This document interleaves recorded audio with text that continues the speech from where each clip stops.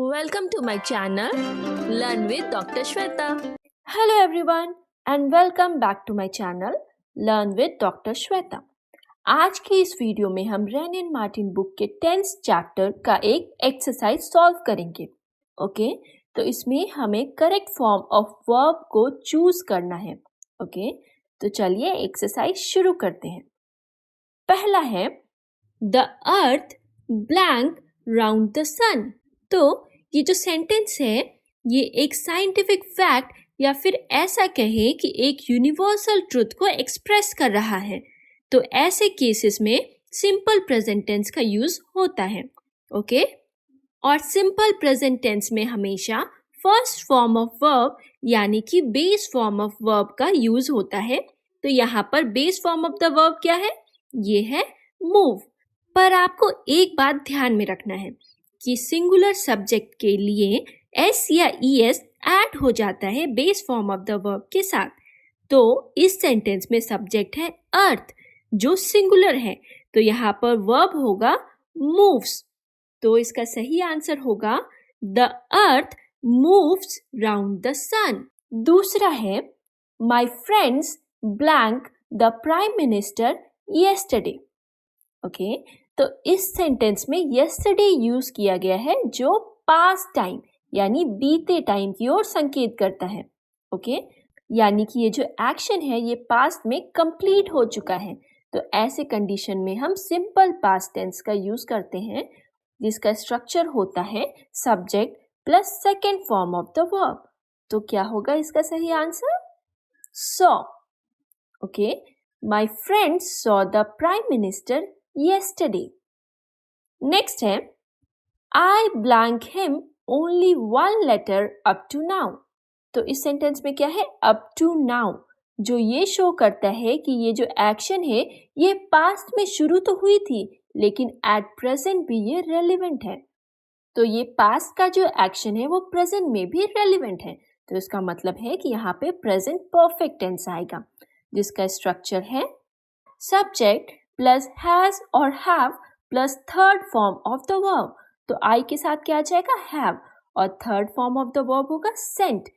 तो इसका आंसर होगा I have sent him only one letter up to now. अब अगला है she blank worried about something. तो इस सेंटेंस से उसके करंट स्टेट या फिर अपीयरेंस का पता चल रहा है जो कि एक फैक्ट है या फिर ऐसा कहें कि ऑब्जर्वेशन है. तो यहाँ पे हम सिंपल प्रेजेंट टेंस का यूज करेंगे जिसका स्ट्रक्चर होता है subject plus first form of verb. और अगर सब्जेक्ट सिंगुलर है तो फिर एस या ईएस लग जाएगा. ओके, तो फिर क्या हो जाएगा? She looks worried about something. अगला है it started to rain while we blank tennis. तो इस सेंटेंस में दो पास्ट के एक्शन को दिखाया गया है. पहला एक्शन है टेनिस खेलना यानी कि टेनिस का खेल चल रहा था. ओके, जब दूसरी घटना यानी कि जब सेकेंड एक्शन जो कि है रेन होना यानी बारिश होना शुरू हो गई.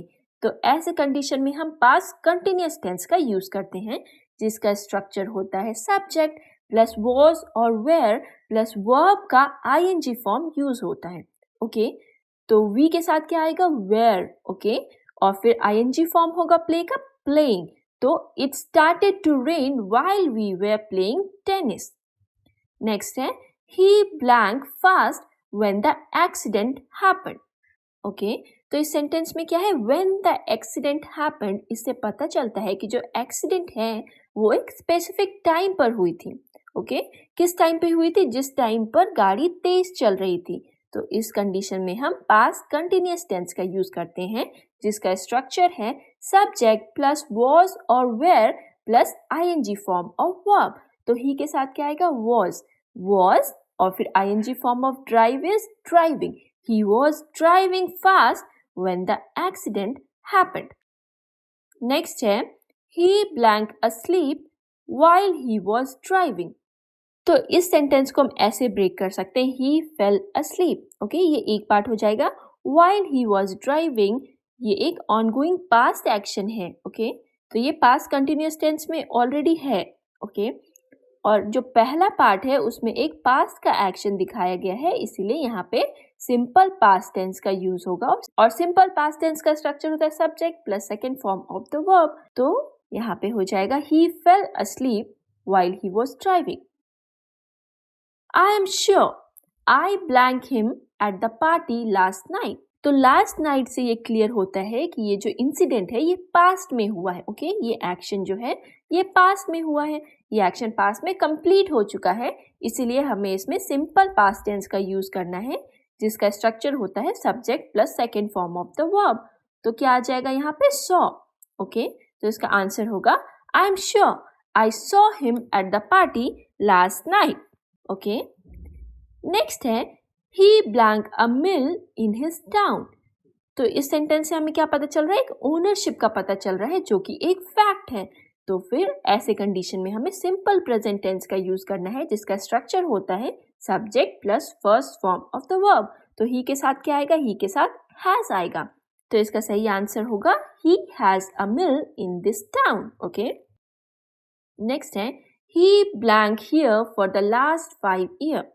तो लास्ट 5 ईयर से हमें ये इंडिकेशन मिलता है कि जो एक्शन है वो पास्ट में शुरू हुआ था और अभी तक भी वो कंटिन्यू है, यानी कि वो एक्शन पास्ट में शुरू हुआ था और अभी तक वो एक्शन चल रहा है।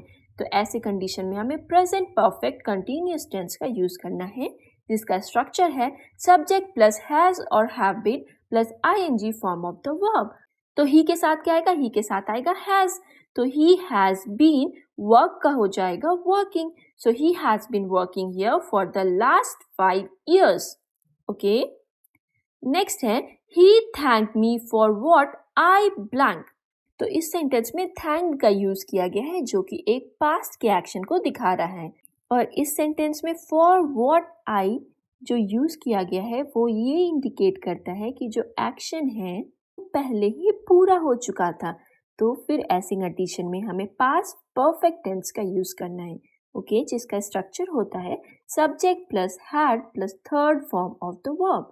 तो यहाँ पे क्या आ जाएगा, आई हैड और थर्ड फॉर्म हो जाएगा done. He thanked me for what I had done. अब नेक्स्ट है I blank a strange noise. तो इस सेंटेंस में प्रेजेंट के स्टेट में एक हैबिट या फिर एक फैक्ट को दिखाया गया है। तो ऐसे कंडीशन में हमें सिंपल प्रेजेंट टेंस का यूज करना है। ओके, जिसका स्ट्रक्चर होता है subject plus first form of the verb. तो यहाँ पे क्या हो जाएगा, I hear a strange noise. Okay, अब अगला है I blank him for a long time. तो यहाँ पे फॉर अ लॉन्ग टाइम से ये पता चलता है कि वो उसे पास्ट में भी जानता था, पास्ट से ही जानता था, बट ये जो एक्शन है, जो पास्ट का एक्शन है, वो अभी प्रेजेंट में भी रेलिवेंट है क्योंकि वो उसे अभी भी जानता है। तो यहाँ पे हमें प्रेजेंट परफेक्ट टेंस का यूज करना है जिसका स्ट्रक्चर होगा सब्जेक्ट प्लस हैज और have plus third form of the verb. Okay, तो आई के साथ क्या आएगा, हैव आएगा। I have known him for a long time. अब अगला है I blank English for 5 years. तो यहाँ पे फॉर 5 ईयर्स ये इंडिकेट करता है कि वो इंग्लिश पहले से पढ़ता, पास्ट से पढ़ता आ रहा है और अभी तक भी वो पढ़ रहा है। तो ऐसे कंडीशन में हम प्रेजेंट परफेक्ट कंटिन्यूअस टेंस का यूज करेंगे जिसका स्ट्रक्चर होता है सब्जेक्ट प्लस हैज और have been plus ING form of verb. तो क्या हो जाएगा, I have been studying English for 5 years. अब अगला है don't disturb me I blank my homework. तो इस सेंटेंस में डोंट डिस्टर्ब मी से पता चलता है कि ये जो एक्शन है, यानी कि ये होमवर्क करने का जो एक्शन है वो इस समय चल रहा है, एट प्रेजेंट पे चल रहा है।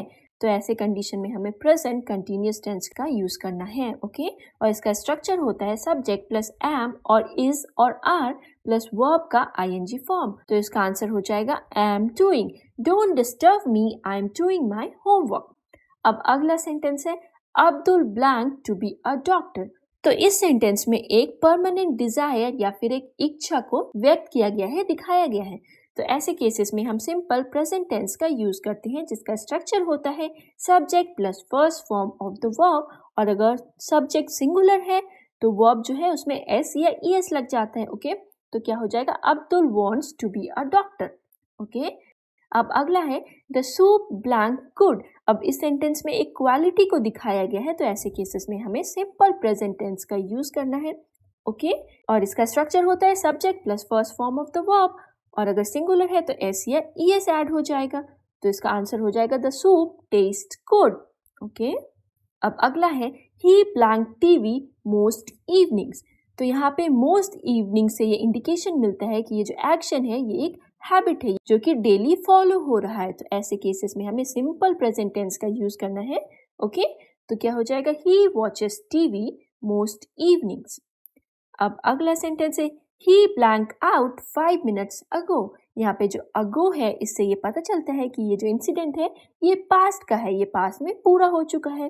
तो इसके लिए हमें सिंपल पास्ट टेंस का यूज करना है जिसका स्ट्रक्चर है subject plus second form of the verb. तो क्या आ जाएगा he went out 5 minutes ago.